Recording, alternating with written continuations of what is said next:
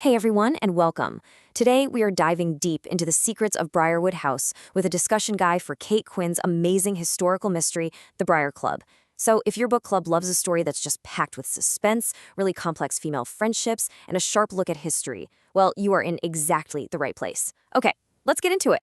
Right off the bat, the novel just throws us into the deep end with this chilling opening. I mean, a body on Thanksgiving, in a house full of women, and every single one of them has secrets. It is such a classic murder mystery setup, and it just hooks you immediately. But that crime, as gripping as it is really just the spark that sets a much, much bigger story on fire. See, that's the thing.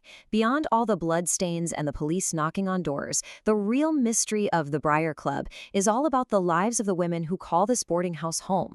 It's a story about the bonds they end up forming and the very private battles they're all fighting behind closed doors. So how does Kate Quinn set the stage for all this drama? Well, it all starts with the setting, the 1950s in America. It's an era we all think we know, right? But Quinn is absolutely brilliant at peeling back those nostalgic layers to show us the complicated and often messy truth of the time. This contrast right here really gets to the heart of the novel's tension. On one side, you've got that Leave It to Beaver myth, prosperity, perfect housewives, white picket fences. But Quinn slams that right up against the McCarthy-era reality. This absolute pressure cooker of paranoia where neighbors were literally spying on neighbors. And that constant fear of being called un-American for just being a little different, it trickles down and infects every single interaction in that house, especially for women who are just trying to build lives that don't fit that perfect mold. So, who are the women trying to navigate this crazy complicated world? All right, let's meet the residents of Briarwood House. Their diverse backgrounds are really what create the soul of the story. First up, we've got Bea Ferretti. Now, she's had a taste of real professional freedom playing in the All-American Girls Professional Baseball League.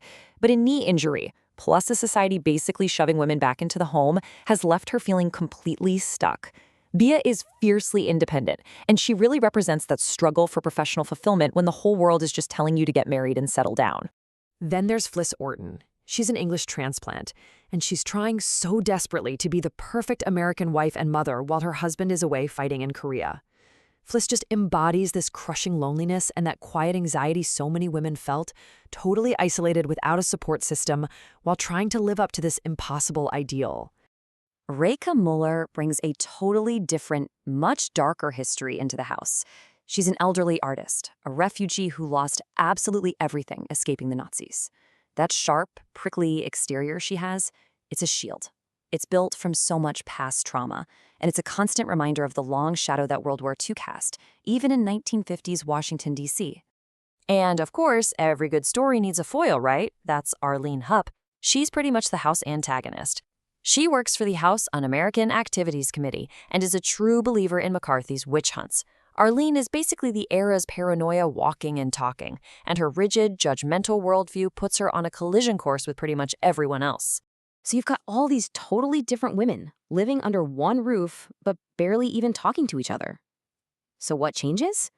Well, a mysterious new tenant arrives, and she starts a simple tradition that is going to change absolutely everything. And this is how that community gets built.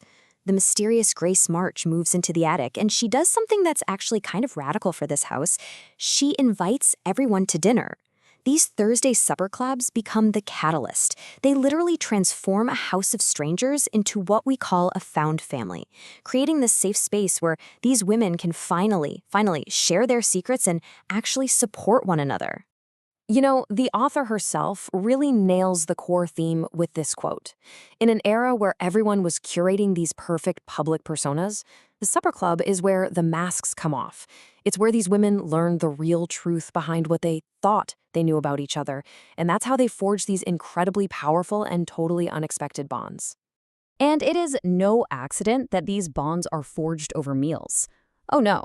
In the Briar Club, food is so much more than just sustenance. It's a language all its own. It's used to express community, conflict, and even rebellion. What's so cool is that each recipe in the book tells its own little story. Shared dishes, like Grace's sun tea or the meatballs from Pete's dad, they all symbolize comfort, connection. But then you have Arlene Hupp's infamous candle salad, which is this truly bizarre concoction that perfectly represents her alienating nature. The food itself becomes a character, revealing the inner lives of the women who make it. So here's something to chew on for your own discussion. Really think about how the act of sharing a meal, or in some cases refusing to, shapes the relationships in the book. Which recipes feel like unity and support, and which ones just scream division between the women?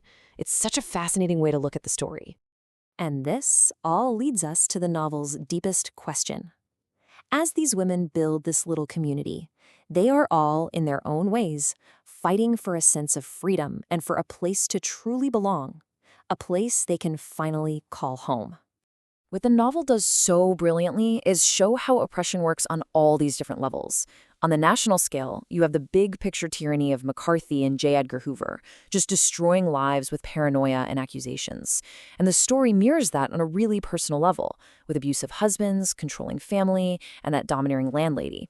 The fight for freedom is both political and deeply, deeply personal. And that's really what it all comes down to. Against all these forces of control, the Briar Club becomes their sanctuary. That bond of female friendship is their most powerful weapon. It's in supporting each other, whether it's helping Fliss with her baby, or backing Bee's career goals, or protecting Grace from her past. That's how they find the strength to claim their own lives. So, I'll leave you with this final thought.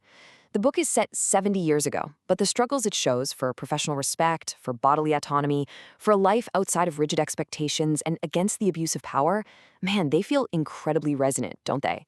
Which of these battles do you see women still fighting today? It's a powerful question, and it's what makes The Briar Club not just a great historical novel, but a truly timeless one.